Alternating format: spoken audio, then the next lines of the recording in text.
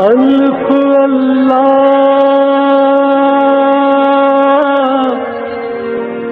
چمبے دی بوٹی میرے من وچ مرشد لائی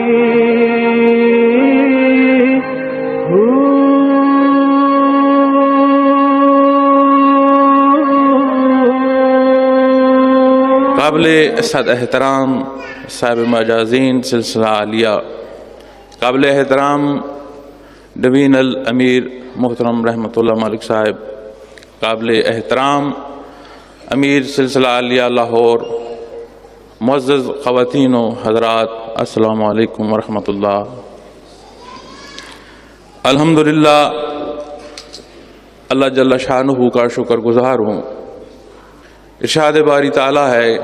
کہ لقد کان لکم فی رسول اللہ اسوۃ حسنہ، بے شک تمہارے لیے بہترین نمونہ ہے آپ کی ذات عالی میں۔ کن لوگوں کے لیے؟ جو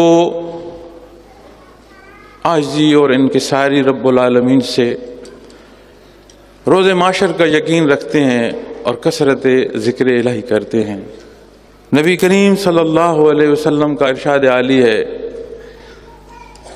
کہ قیامت تا وقت نہیں آئے گی کہ جب تک اس کارگاہ حیات میں آخری اللہ اللہ کرنے والا موجود ہے۔ ہمارا آج کا موضوع کے اعتبار سے وہ انداز ہے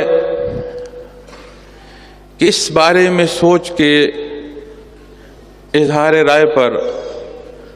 اپنا انداز فکر بیان کرنے سے پہلے انتہائی شدت سے اس بات کی تشنگی محسوس ہوتی ہے کہ کتنے کم علم ہیں،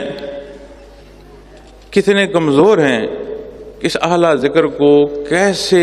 ادا کر سکیں گے، یہ سمجھ نہیں آتا۔ جب انسان پریکٹیکل لائف میں ہوتا ہے تو حاضرین محفل معاشرے کی ہر اچھائی، ہر برائی، ہر خوبصورتی، ہر بدصورتی اس کی زندگی کے ساتھ چلتی ہے۔ چونکہ اگر معاشرے سے کٹ کر رہا جائے تو پھر آپ جہاں جس حالت میں رہ رہے ہیں اسی طرح کے حالات ہوں گے، لیکن جب آپ ایک پریکٹیکل انسان کے طور پر معاشرے میں زندگی بسر کریں گے تو معاشرے کے ہر حالات آپ پر بھی اثر انداز ہوں گے، آپ کو بھی ہر حالات کو دیکھنا پڑے گا، ہر حالات میں سے آپ کو بھی گزرنا پڑے گا۔ اسی طرح معاشرے کے مختلف حالات، ادوار، رواجات دیکھتے، معمولات زندگی میں سے چلتے چلتے انسان بارہا بیٹھا کسی اور وجہ سے ہوتا ہے، سفر کسی اور طرف کر رہا ہوتا ہے، لیکن گرد و پیش کے جو حالات جب اسے متاثر کرتے ہیں تو ان سے اپنے وجود پر جو ایک کیفیت طاری ہوتی رہتی ہے، وہ بھی ایک انسان کی اپنی ایک سوچ ہے، ایک اس کا اپنا انداز ہے جس سے شاید ساتھ بیٹھا ہوا انسان بھی آشنا نہیں ہوتا۔ ماہ مبارک ربیع الاول، ہم تو اسلامی مہینے مبارک کے نام بھی پوری طرح ہمیں تو نہیں آتے، اس حالت کو ہم پہنچ چکے ہیں کہ اسلامی مملکت ہے اور ہمیں پوری طرح اپنے ماہانہ جو نام ہے اسلامی وہ بھی نہیں آتے۔ تو ماہ مبارک ربیع الاول جب آتا ہے تو ملک کے طول و عرض میں اپنے اپنے انداز سے اظہار محبت کیا جاتا ہے۔ امت مسلمہ میں ایک محبت کا نیا انداز، ایک نئی لہر دوڑتی ہے۔ یہ وہ جگہ، یہ وہ دربار ہے جس سے متعلق رب العالمین کا ارشاد ہے اور ان حضرات سے ارشاد ہے جو صحابہ کرام رضوان اللہ علیہ مجمعین ہیں، ان میں وہ ہستیاں بھی تشریف فرما ہیں جو خلافت راشدہ اور نبی کریم صلی اللہ علیہ وسلم کے احکامات کی امین تھے امت محمد رسول اللہ صلی اللہ علیہ وسلم کی طرف، کہ خبردار تمہاری آواز میرے حبیب کی آواز سے بلند نہ ہو جائے۔ اب اگر ان کی حیات مبارکہ دیکھی جائیں، ان کے حالات زندگی دیکھے جائیں تو حاضرین محفل یہ جو لفظ محبت ہے، یہ جو لفظ عشق ہے، یہ جو لفظ جان نثاری ہے، میں یہ سمجھتا ہوں کہ اگر محبت صحابہ رضوان اللہ علیہم اجمعین کو ان الفاظ کے زمرے میں نہ لا جائے تو یہ الفاظ اپنے معنی کھو جائیں۔ یہ جو آج ہمارا اظہار محبت ہے، ہماری جو انداز فکر ہے، ہمارا جو رہنے کا اور انداز محبت ادا کرنے کے انداز ہیں، اس سارے کو اگر دیکھا جائے تو خوف آتا ہے، شریر کانپ جاتا ہے کہ اگر ہم سے یہی سوال ہوگا کہ تم نے میرے حبیب سے اظہار محبت میں حدود و قیود پھلانگ دی، تو میں نہیں سمجھتا کہ ہمارے پاس کچھ اس سوال کا جواب آ سکے۔ جو وقت گزرتا ہے، خیر القرون نبی کریم صلی اللہ علیہ وسلم کا ارشاد عالی ہے کہ دنیا کے بہترین زمانے حضرت آدم علیہ السلام سے لے کر قیامت تک جتنے بھی اس جہان میں زمانے گزرے ہیں یا گزریں گے، ان تمام میں بہترین زمانہ نبی کریم صلی اللہ علیہ وسلم کا ارشاد عالی ہے کہ آپ کا زمانہ مبارک۔ صحابہ کرام رضوان اللہ علیہم اجمعین کا، تابعین و تبع تابعین کا، یہ تین زمانے الگ ترتیب آپ کا ارشاد عالی ہے۔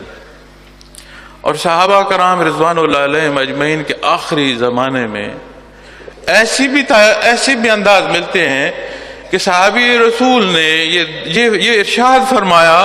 کہ اگر اللہ کے حبیب نے منع نہ فرمایا ہوتا تو میں زندگی سے بہتر موت کو ترجیح دیتا اور اللہ سے موت مانگتا۔ یہ زمانہ اچھا نہیں رہا، وہ کہہ سکتے ہیں۔ کیوں کہہ سکتے ہیں؟ کہ انہیں معیت محمد رسول اللہ صلی اللہ علیہ وسلم نصیب ہوئی۔ جب آپ اس کارگاہ حیات سے، جب آپ اس دار فانی سے پردہ فرما گئے تو اس کہنے میں حق بجانب تھے کہ زمانہ وہ نہیں رہا جس میں نبی کریم صلی اللہ علیہ وسلم جلوہ افروز تھے۔ وہ ہستیاں ہیں صحابہ کرام رضوان اللہ علیہم اجمعین کے متعلق جب واقعات کو دیکھا جائے، ایک صحابی کو ایک بچہ شام کو عشاء کی ادائیگی کے لیے مسجد میں لاتا ہے، خود چل کر آتے ہیں، واپسی پر بچے کا ہاتھ تھامے گھر جاتے ہیں۔ فجر کو بچہ پھر ہاتھ پکڑے مسجد میں لاتا ہے، نماز پڑھ کے پھر خود چلے جاتے ہیں، سارا دن اپنا کام کرتے ہیں۔ مصروفیاتی دنیا میں وہ بھی چل رہے ہیں۔ کسی نے ان سے عرض کی کہ کیا آپ کو رات نظر نہیں آتا؟ انہوں نے فرمایا یہ بات نہیں ہے، بات یہ ہے کہ میں دن کا اختتام جب مسجد نبی میں آتا ہوں اور نبی کریم صلی اللہ علیہ وسلم مسجد نبی سے اپنے حجرے مبارک میں تشریف لے جاتے ہیں، جب آپ یہ تشریف لے جاتے ہیں اور قدم حجرے مبارک میں رکھتے ہیں، میں اپنی آنکھیں بند کر لیتا ہوں۔ صبح مجھے بچہ یہاں پکڑ کر لاتا ہے اور میں یہاں آ کر اس رخ پہ بیٹھ جاتا ہوں کہ جب آپ حجرے مبارک سے تشریف لائے گئے، جب مجھے اطلاع ہوتی ہے میں آپ کی ذات اقدس پر آنکھ کھولتا ہوں۔ میرا دل نہیں چاہتا کہ آپ پر نظر میری بند ہو، دوبارہ کسی چیز پر پڑے۔ میں نظر کا دیکھنا، اپنا دیکھنا بھی آپ کی ذات اقدس سے شروع کرتا ہوں۔ وہ ہستیاں جن کی زندگیوں کے دار و مدار آپ کی ذات اقدس، آپ کے جنبش، آپ کے اشارے پر تھے، صلح حدیبیہ سے پہلے جب یہ حالات آئے کہ حضرت عثمان غنی رضی اللہ تعالی عنہ کو بھیجا گیا کفار سے بات چیت کرنے کے لیے مکہ مکرمہ میں، اور انہوں نے آپ کو قید کر لیا اور ایک خبر نشر ہو گئی کہ شاید آپ کو شہید کر دیا گیا ہے۔ اس لمحے ان حالات میں جو واقعات چلتے رہے، جو گفت و شنید چلتی رہی، اس لمحے میں ایک کافر سردار جسے موقع ملا تھا مختلف سلطنتوں کے عمراء سے ملنے کا، بادشاہوں سے ملنے کا، حالات دنیا کو دیکھنے کا، تاجر بھی تھا، مختلف انداز سے دنیا میں سفر بھی کیے تھے، وہ کفار مکہ کی طرف سے آخری جو بات ہو رہی تھی وہ نمائندہ کفار مکہ کی طرف سے تھا، اور اس بات چیت کے دوران جب وہ واپس پلٹا اور جس بات سے کفار مکہ معاہدہ کے لیے تیار ہوئے وہ اس کے آخری الفاظ تھے۔ اس نے کہا میں نے بڑے بڑے جاہ جلال دیکھے ہیں بادشاہوں کے، شہنشاہوں کے، لیکن ایسے چاہنے والے جو محمد رسول اللہ صلی اللہ علیہ وسلم کے ساتھ ہے میں نے دنیا میں کیسر و کسرا کے دربار پہ بھی نہیں دیکھے۔ آپ اگر کسی طرف تھوک مبارک بھی پھینکنا چاہتے ہیں تو اس پر بھی دھکا لگ جاتا ہے، نیچے کوئی نہیں گرنا دیتا۔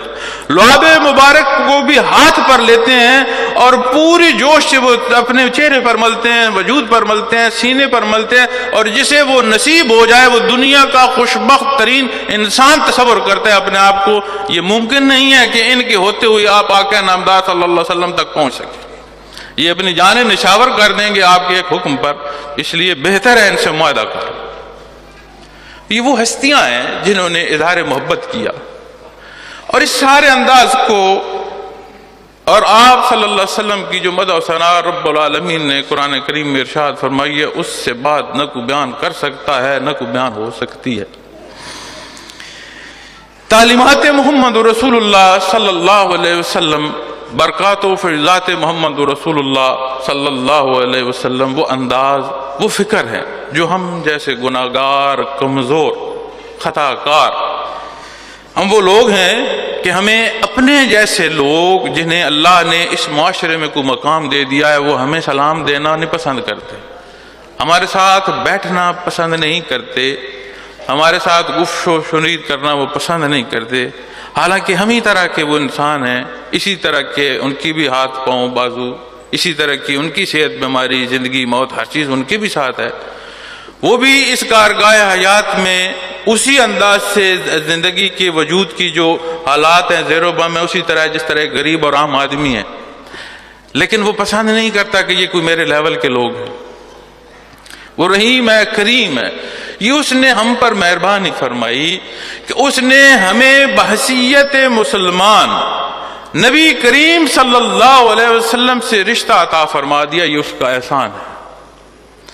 جس تعلق پر، جن عبادات پر ہمیں مشکل پیش آتی ہے، ہمیں مجاہدہ لگتا ہے، تکلیف لگتی ہے عبادات کی ادائیگی میں، احکامات محمد رسول اللہ صلی اللہ علیہ وسلم اپنی زندگی میں ان پر عمل کرنا مشکل لگتا ہے، اس کی اگر حقیقی تصویر دیکھی جائے، اس کا اصل رخ دیکھا جائے تو سمجھ آتی ہے یہ احسان ہے رب العالمین کا کہ اس نے ہمیں بحیثیت مسلمان نبی کریم صلی اللہ علیہ وسلم سے رشتہ عطا فرمایا۔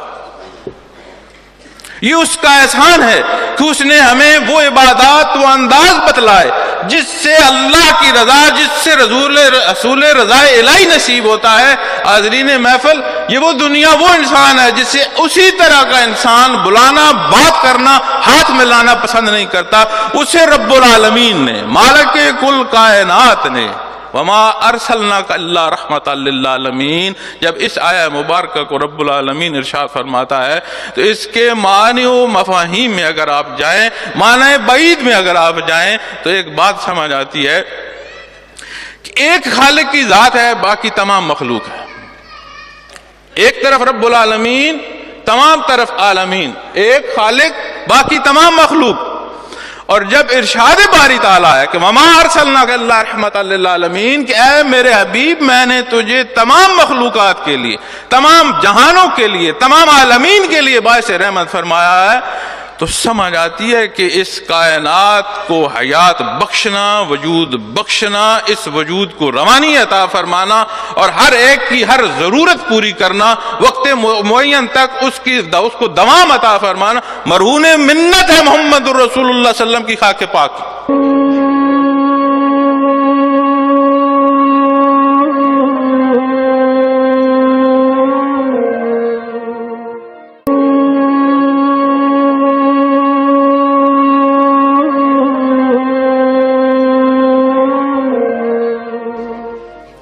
اس بات کی ہمیں وہ ادراک یہاں نہیں آئے گا جس روز ہماری اس عارضی دنیا کی زندگی کا کوئی انقطاع آئے گا، حیات برزخیہ شروع ہوگی۔ حاضرین محفل، اس دن ہر چیز عیاں ہو جائے گی، اس سے زیادہ ہمیں نظر آئے گا جیسے میں اور آپ ایک دوسرے کو دیکھ رہے ہیں۔ کیا مجھے اور آپ کو خواتین و حضرات آج کے اس حالات میں، جسے میں نے عرض کیا، خطا ہونا، گناہ ہونا، کمزوری ہونا، اس کو ماننا، اس پر شرمندگی محسوس کرنا، یہ اتار چڑھاؤ، یہ ایک الگ بات ہے، لیکن دین اسلام کو کلی طور پر رواجات میں لے جانا یہ الگ بات ہے۔ حضرت متضل علی سے ایک دفعہ میں نے عرض کی کہ میں نے آپ کو زندگی میں شروع کی زندگی میں حضرت رحمۃ اللہ تعالیٰ علیہ کے بیانات میں نے نہیں دیکھا کہ بیان کرتے کرتے کبھی آپ کی آنکھ میں آنسو آیا ہو، لیکن آپ جب بیان فرماتے ہیں تو آپ کی آنکھوں سے آنسو چھلک پڑتے ہیں۔ کیا وجہ ہے کہ آپ کے دل میں یہ اتنی نرمی پیدا ہوئی؟ انہوں نے فرمایا بڑا قریبی عزیز بھی اگر کوئی فوت ہو جاتا تو مجھے شرمندگی محسوس ہوتی تھی کہ مجھے رونا نہیں آتا تھا، لیکن ایک دفعہ میں مسجد نبوی میں بیٹھا تھا اور روضہ رسول کے قریب تھا تو میرے دل میں خیال گزرا کہ وصال نبوی صلی اللہ علیہ وسلم کا دن کیسا ہوگا، تو اللہ جل شانہ نے وہ موقع، وہ دن میرے سامنے عیاں فرما دیا۔ میں نے اپنی آنکھوں سے وہ حالات دیکھے، وہ فکر، وہ انداز دیکھے، وہ تڑپ صحابہ کرام رضوان اللہ علیہم اجمعین کی دیکھی، آپ کے جسد مبارک کو برزخ میں منتقل ہوتے دیکھا۔ اس دن سے آج تک جب بھی کوئی کیفیت کی بات ہوتی ہے ضبط ٹوٹ جاتا ہے۔ موقع ہے، آنسو جو آتے نہیں تھے اب رکتے نہیں ہیں۔ تو میں یہ سمجھتا ہوں کہ یہ اللہ کا احسان ہے ان ہستیوں پر جنہیں وہ نصیب میت ہوئی، اور انہی کا یہ حصہ ہے کہ انہوں نے وصال نبی صلی اللہ علیہ وسلم کو برداشت کیا۔ ماہ مبارک ربیع الاول ہم نہیں، مسلمان نہیں، انسان نہیں، اس عالم آب و گل نہیں، عالم خلق کی ہر تخلیق منائے کہ وہ صدقہ ہے نبی کریم صلی اللہ علیہ وسلم کی ذات اقدس کا، کہ ان پر اللہ کی رحمت ہے۔ صرف ہم نہ منائیں، کل کائنات منائے۔ یہ وہ دن ہے جس دن رب العالمین، وہ رحیم، وہ کریم، اگر اللہ کی رحمت کو اس دنیا میں مجسم کسی نے دیکھا ہے تو وہ نبی کریم صلی اللہ علیہ وسلم کی ذات اقدس میں اس دور کے اللہ کے جن پر احسان ہوا انہوں نے دیکھا۔ آپ کی ولادت با سعادت ہوئی، ولادت با سعادت کے انداز، آپ کی پیدائشی یتیمی، آپ کا خوبصورت انداز بچپن، نوعمری، وہ حالات، آپ کے بکریاں چرانا، اس دن سے مائی حلیمہ کے دودھ سے لے کر بکریاں چرانے تک آپ کی زندگی کے انداز، وہ ایک خوبصورتی، وہ بادلوں کا سایہ کرنا، وہ حالات دنیا کا اظہار محبت محمد رسول اللہ صلی اللہ علیہ وسلم کرنا، مخلوقات خدا تو جانتی تھی۔ پھر وہ چلتے چلتے غار حرا میں وہ موقع آیا جب جبرائیل امین آپ کے پاس حاضر ہوئے اور اللہ کا پیغام پہنچایا۔ اس لمحے جب وحی الہی شروع ہوئی، اس لمحے بعثت کہتے ہیں اس بات کو۔ آپ کی پیدائش مبارکہ سے لے کر وحی الہی تک، یہ جو آپ کی زندگی کے دن مبارک تھے، آپ نے مکہ مکرمہ میں ایسے گزارے کہ کفار مکہ نے صادق و امین آپ کے لیے خطاب جو ہیں آپ کی طرف آپ پیش کیے۔ زندگی کا ایک ایک شعبہ، ایک ایک انداز آپ دیکھتے آئیں، بہت خوبصورتی، بہت نکھار ملتا ہے۔ آپ کو نسبی طور پر جو رشتہ نصیب ہوا وہ آپ کے قریش جو ہیں عزیز و اقارب وہ تھے۔ نسبی رشتہ آپ کو جو اپنا نسلی اور اپنا اس کے قوم کا جو رشتہ ہے وہ تو قریش مکہ کو تھا۔ میرا اور آپ کا وہاں کیا تعلق ہے؟ میرا اور آپ کا نبی کریم صلی اللہ علیہ وسلم سے گو اللہ کا احسان ہے کہ کسی نہ کسی حوالے سے وہ تعلق نصیب ہے۔ میں عموماً بات کرتا ہوں کہ آپ کی ذات اقدس سے تعلق جو ہے نسبی، وہ ان کو حاصل ہے جو آپ کی نسل سے۔ اجماع امت کو اگر دیکھا جائے، ایک عمومی امتی کو اگر دیکھا جائے اور اس تخلیق کا جو مقصد ہے اس کو دیکھا جائے اور اس کے تکمیل کے حصول کی اس کی جو اللہ کے احکامات ہیں اسے دیکھا جائے، تو اس تمام کارگاہ حیات کا جو مقصد سمجھ آتا ہے وہ آپ کے ساتھ ایمانی تعلق پر جا کر انحصار کرتا ہے۔ اور مجھے اور آپ کو نبی کریم صلی اللہ علیہ وسلم، دیکھیے اللہ کی مخلوق کا اگر اندازہ کرنا ہو، اپنی ذات کا اگر اندازہ کرنا ہو تو مخلوق دیکھیں اللہ کی کتنی مخلوق ہے، کتنے فرشتے ہیں، کتنے آسمانوں کی مخلوق ہے، عرش کی مخلوق ہے، کتنی زمین کی مخلوق ہے، کتنی زیر زمین مخلوق ہے، کتنی فضاؤں کی مخلوق ہے، کتنی زیر آب مخلوق ہے۔ اگر آپ اندازہ اور گنتی کرنا شروع کر دیں، میں نہیں سمجھتا کہ زندگی تمام ہو جائے اور یہ گنتی مکمل ہو جائے، بلکہ وہ گنتی کیا، اگر اپنا نمبر لگانا ہو اشاریہ لگا لیں اور زیرو ڈالتے جائیں اور ایک ذات کے لکھنے کا نمبر نہیں آئے گا، زندگی تمام ہو جائے گی۔ اور ہم جیسے وہ انسان جنہیں ہم جیسا ہم سے دنیا کے حالات میں بہتر بلانا پسند نہیں کرتا، ہمیں اللہ نے تمام مخلوقات سے کٹ کر، تمام مخلوقات سے ہٹ کر ایک رشتہ عطا فرمایا محمد رسول اللہ صلی اللہ علیہ وسلم سے۔ وہ کون سا ہے؟ ایمانی رشتہ۔ جب بعثت رحمت عالی، جب اللہ کی وحی نازل ہوئی، جب احکامات دین نازل ہوئے، تو بحیثیت مسلمان جب ہم پڑھتے ہیں کہ لا الہ الا اللہ محمد الرسول اللہ صلی اللہ علیہ وسلم، تو ہمیں ایک رشتہ نصیب ہوتا ہے نبی کریم صلی اللہ علیہ وسلم کی ذات اقدس۔ اور جس ہستی کے صدقے کل کائنات کو رب العالمین نے وجود بخشا، کیا وہاں اظہار محبت، کیا اس انداز فکر جو آپ نے خود اختیار فرمایا، اختیار کرنے کا حکم عطا فرمایا، اسے اختیار کر کے کیا بندہ دنیا و آخرت میں ناکام ہو سکتا؟ اور اگر ہم اپنے حالات دیکھیں، اس وطن عزیز کے حالات دیکھیں جس پر لکھوکھا جانوں کے نذرانے پیش ہوئے، اور اسے اسلامی حکومت کے طور پر بنانے کے لیے وہ نذرانے اور وہ قربانیاں پیش کی گئیں، اور آج کے جو حالات، جو تڑپ، جو خرابی، جو کیا میں اور آپ ہم نہیں اسے دیکھ رہے، اسے فیس نہیں کر رہے۔ جو ضروریات زندگی ہمیں حکومت وقت نے ایک بحیثیت اس ملک کے شہری دینی ہے، اس میں سے کون سی ہے جس پر ہمیں تسلی ہو؟ اپنے ملک میں، اپنے بازاروں میں، اپنے شہروں میں، اپنی سڑکوں اور گلیوں پہ گھومتے ہوئے انسان خوف زدہ رہتا ہے کہ اگلے لمحے میرے ساتھ کیا ہو جائے۔ اس سارے حالات کی برائی کو جب ہم دیکھتے ہیں، پھر اپنی مخلوق جو ہمارے یہ بھائی بہن ہیں، اس ملک کی جو ایک احباب ہیں، ان کی خواہشات کو دیکھتے ہیں، تو ہر کوئی بولتا ہے کہ ہمارے پاکستان کی مخلوق تبدیلی چاہتی ہے، ہر پاکستانی تبدیلی چاہتا ہے، بڑے خوبصورت سے انداز بیان ملتے ہیں، بڑی خوبصورت باتیں اور قوانین ملتے ہیں، بڑے انداز فکر تبدیلی کے ملتے ہیں۔ کبھی کسی کے منہ سے یہ بھی سنا کہ ہم آپ کو دین اسلام کی طرف لے جائیں گے؟ جس بات کو ہم چھوڑ کر ذلیل ہوئے ہیں، جس راہ کو، جس انداز فکر کو، جس اظہار محبت کا ہم پر قرض ہے کہ ہم ربیع الاول کے حوالے سے جو اظہار محبت کرتے ہیں، ایک طرف اپنے آپ کو کھڑا کریں، ایک طرف احکامات دین کھڑی کر کے دیکھیں، تو سمجھ آتا ہے کہ یہ اظہار محبت کیا ہم اس میں حق پر ہیں؟ اس ساری بات کو کوئی نہ پوچھتا ہے، نہ دیکھتا ہے، نہ جانتا ہے، نہ اس دین اسلام سے ہٹ کر، نہ اس دار فانی میں ہمیں ایک سکون کا لمحہ حاصل کر سکتے ہیں۔ اور اللہ معاف کرے اگر اسی طرح ہم اس دار فانی سے چلے گئے تو عبدالآباد تکلیف لے رہیں گے۔ اور میں حیران ہوتا ہوں کہ جان کی بازی لگانے تک کی بات آ جاتی ہے، لیکن دین اسلام کی کوئی بات نہیں کرتا۔ اور بھائی میں نہیں کرتا، آپ نہ کریں، کوئی نہ کرے، کیا یہ حق ہمارے نہ ماننے یا نہ ماننے کا مرہون منت ہے؟ کیا یہ جو زندگیوں کی روانی ہے ہماری پابند ہے؟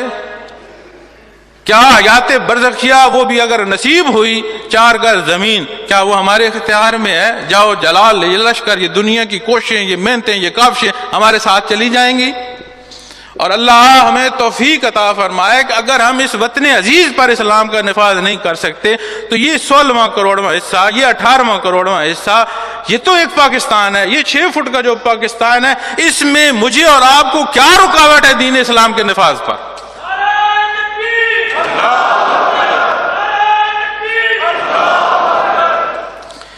تو اس لیے میں آج اس موقع پہ مجھے یہ نہیں خواہش کہ کتنے لوگ تشریف رکھتے ہیں کتنے نہیں رکھتے، لیکن میری یہ تمنا ہے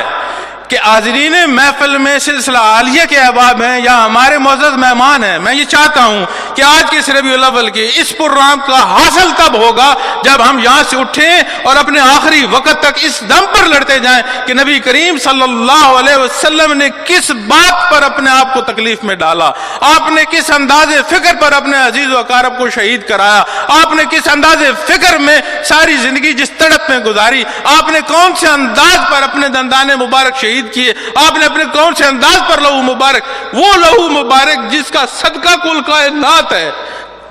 دین اسلام کے لیے یہ آسمان شاید ہے کہ اس زمین پر، اس مٹی پر گرا۔ آج ہم اظہار محبت کرتے ہیں اور زندگیوں میں مرضی اپنی ہے، انداز فکر اپنے ہیں، اور کہتے ہیں ہم محبت کا اظہار کرتے ہیں نبی کریم صلی اللہ علیہ وسلم کی ذات اقدس۔ جو انداز ہیں، جو اظہار محبت کے انداز ہیں، انہیں اگر دیکھا جائے کیا ہم اپنے انداز بیان کے لیے اکٹھے ہوتے ہیں؟ کیا ہم اپنی واہ واہ اور روپے اور پیسے کے لیے اکٹھے ہوتے ہیں؟ اور اگر یہ سارا کچھ حاصل ہے حاضرین محفل، یہ اس کارگاہ حیات میں ہی رہ جائے گا، ساتھ نبی کریم صلی اللہ علیہ وسلم کے ارشاد کے اعمال جائیں گے اور کچھ نہیں جائے گا. یہ واہ واہ بھی یہیں رہ جائے گی، یہ مال و زر بھی یہیں رہ جائیں گے، اور ٹک ٹک زندگی کی چلی جا رہی ہے. میری یہ خواہش ہے، میری یہ دعا ہے اپنے سمیت کہ رب العالمین ہمیں دنیا میں وہ انداز اپنانے کی توفیق عطا فرمائے جس پر نبی کریم صلی اللہ علیہ وسلم نے ساری زندگی بسر فرمائی، جس پر اپنے اصحاب کو سبق عطا فرمایا، ایک ایک عمل کی تصحیح کی. امت محمدی صلی اللہ علیہ وسلم کا اجماع آج تک ہمیں وہ پہنچانے کا سبب ہے. یہ وہی قرآن کریم نہیں ہے جو رب العالمین کا ارشاد ہے؟ کہ یہ وہی قرآن کریم نہیں ہے جو لبھائے محمد رسول اللہ صلی اللہ علیہ وسلم سے ادا ہوا، جسے ہم سنبھال کر، جسے ہم اپنے کپڑوں سے، خوبصورت کپڑوں سے ڈھانپ کر گھروں کی زینت بنا دیتے ہیں اور برکت سمجھتے ہیں؟ کیا یہ وہی قرآن کریم میں نہیں ہے جس میں احکامات دین اسلام موجود ہیں اور عملی زندگی کے انداز، وہ انداز جو رب العالمین نے پسند کیے، وہ انداز جو محمد رسول اللہ صلی اللہ علیہ وسلم نے اختیار فرمایا؟ کیا یہ سارے اسباق وہی نہیں ہیں؟ ہماری اس محفل میں بزرگ بھی تشریف فرمایا، بچے بھی ہمارے بیٹھے ہیں، ہمارے ہم عمر بھی بیٹھے ہیں. مجھے بتائیں کہ یہ جو بچے ہمارے سامنے اس محفل میں بیٹھے ہیں، کبھی ہم بھی ایسی اس عمر میں نہ تھے؟ کسی بزرگ سے، کسی سفید ریش ساتھی سے پوچھے کیا اس کا بھی بچپنا تھا؟ اس کی بھی کسی نے انگلی پکڑی تھی کہ اسے بھی زندگی کے چلنے میں ڈگمگاتے قدموں کے ساتھ کسی نے چلنا سکھایا تھا کہ نہیں؟ اور آج جو بال سفید ہو چکے ہیں، جب زندگی کے حالات سے گزر کر اختتام کو پہنچ رہے ہیں، تو کیا ان سے پوچھا جائے اس بچپنے سے جب والدین نے انگلی پکڑی تھی اور اس سفید ریش ہونے تک کتنا وقت گزرا ہے؟ سمجھ نہیں لگتی، یہ وقت اس طرح گزر جاتا ہے. میں اور آپ جس عمر میں بھی ہیں، اپنے بچپن سے اس عمر تک کا وقت دیکھیں اور مجھے بتائیں کہ اس سارے گزرتے وقت میں کتنا کا احساس ہے کہ یہ بہت زیادہ وقت بیتا ہے. سمجھ نہیں آتی، کل کی بات لگتی ہے. تو کیا گارنٹی ہے کہ جو چند ثانیے باقی ہیں ان کے گزرتے ہوئے کتنی طوالت ہوگی؟ اور یہ اللہ کا احسان ہے. حدیث مبارکہ جو میں نے اپنے بیان کے دوسرے حصے میں پیش کی تھی کہ دنیا کا قیام حدیث مبارکہ سے ملتا ہے کہ دو وجہ ہیں دنیا کی قیام کی. ایک، جس سال حج کا طواف جس سال بیت اللہ شریف کا ختم ہوگا اور آخری اللہ اللہ کرنے والا اس دنیا سے اٹھے گا، پھر اس دنیا کی بساط لپیٹ دی جائے گی،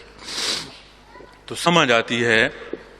کہ دنیا اگر قائم ہے، کرنے والے کی موجودگی تک یہ قائم رہے گی. یہ ان کے صدقے ہے. تو آپ پورے خلوص سے توضع اور تسمیہ پڑھیں، اعوذ باللہ پڑھیں، بسم اللہ پڑھیں،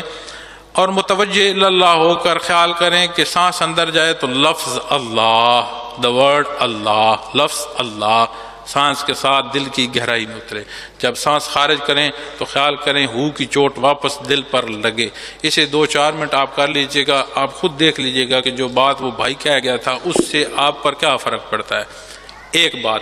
دوسری بات اسی سے متعلق یہ ہے کہ عبادات اللہ کے حکم کے لیے ہوتی ہیں، مصائب دنیا کے لیے نہیں ہوتی. آپ کو عرض کر رہا تھا کہ مصائب دنیا ہم مقدم رکھتے ہیں. ہم جب نعت بھی عرض کرتے ہیں تو نبی کریم صلی اللہ علیہ وسلم کے دربار سے ہم پھر دنیا مانگ رہے ہوتے ہیں.